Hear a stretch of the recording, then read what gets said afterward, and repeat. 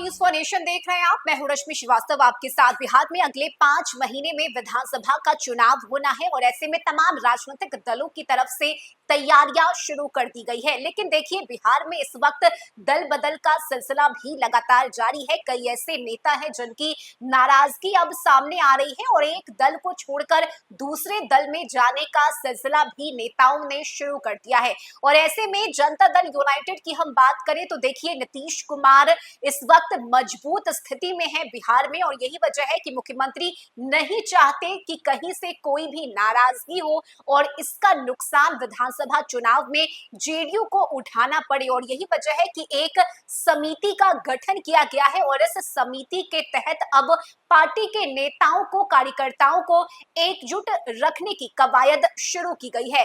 Jumbo committee नाम रखा गया है इसका और इस जंबो राजनीतिक सदस्य कमेटी के तहत पार्टी के नेताओं को एकजुट रखने का काम नीतीश कुमार की पार्टी करेगी, ताकि विधानसभा स्तर पर जिलेवार तरीके से और जनता के बीच जाकर, जहां एक तरफ पार्टी नेताओं को जिम्मेदारी दी जाएगी जनता के बीच नीतीश कुमार के संदेश को पहुंचाने का काम किया जाएगा, तो वहीं दूसरी तरफ इस कमेटी के सदस्य नेताओं से बातचीत करेंगे और अगर उनके बीच कोई नाराजगी है तो उसे भी दूर करने का काम करेंगे। देखिए, बिहार की अगर हम बात करें तो इस बार का चुनाव चुनौतीपूर्ण होने वाला है। 243 सीट पर जीत को लेकर महागठबंधन और एनडीए दोनों की ही तरफ से तैयारियां शुरू कर दी गई है। हालांकि कौन कितनी सीट पर चुनाव लड़ेगा इसे लेकर औपचारिक ऐलान नहीं किया गया है, लेकिन फिलहाल जेडीयू की हम बात करें तो देखिए, एनडीए में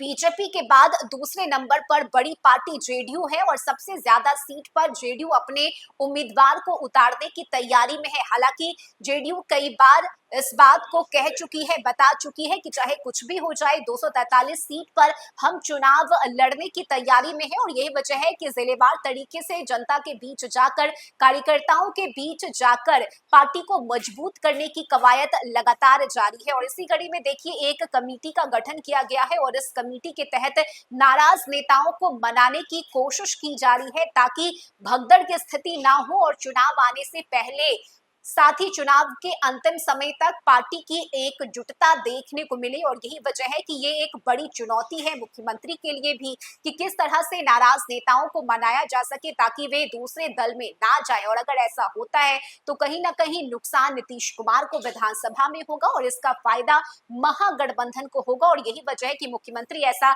नहीं चाहते कि किसी भी तरह से नुकसान उठाना पड़े और यही वजह है कि जंबो राजनीतिक सलाहकार समिति का गठन किया गया है और इसके तहत विधानसभा में जाकर फीडबैक लेने का काम किया जाएगा। जल्द ही प्रदेश नेतृत्व राजनीतिक सलाहकार समिति के सदस्यों के साथ बैठक कर उन्हें अलग अलग विधानसभा क्षेत्रों की जिम्मेदारी भी सौंपेगा और इस संबंध में जेडीयू प्रदेश कार्यालय के सभी सदस्यों की एक सामूहिक बैठक होगी। इस बैठक के बाद जिम्मेदारियां तय की जाएगी। जेडीयू के संबंधित अधिकारी का कहना है कि राज्य स्तरीय राजनीतिक सलाहकार समिति के सदस्यों की सक्रियता बड़े स्तर पर दिखेगी।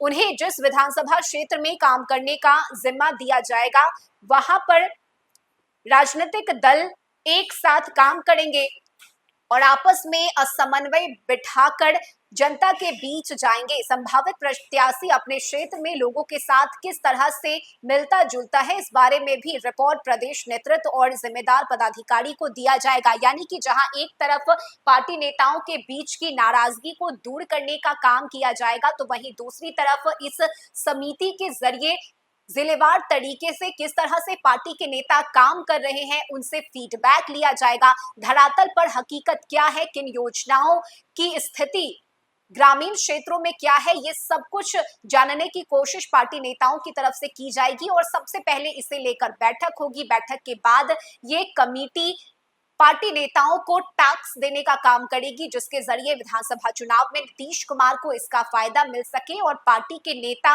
एकजुट एक साथ होकर चुनावी मैदान में उतर सके। इस खबर में अभी के लिए बस इतना ही। न्यूज़ फॉर नेशन पर खबरों का सिलसिला जारी रहेगा। नमस्कार।